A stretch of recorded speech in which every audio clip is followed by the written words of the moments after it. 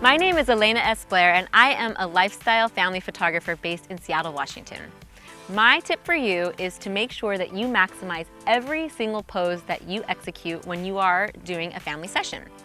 So what you want to do is get the family all posed exactly how you want, and then back up and make sure that you take a picture of the entire pose.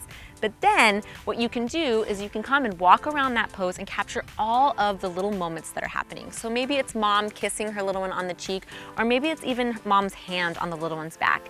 Or you might notice that dad is kind of nuzzling into the child that's in his lap's cheek. You can get a picture of that as well. And then the other thing that you can do too is within the same exact pose is to guide and direct and have them do different things. So you might want to start with something a little quieter, like them cuddling, and then you're going to ask them to tickle each other. So you get a lot out of one pose.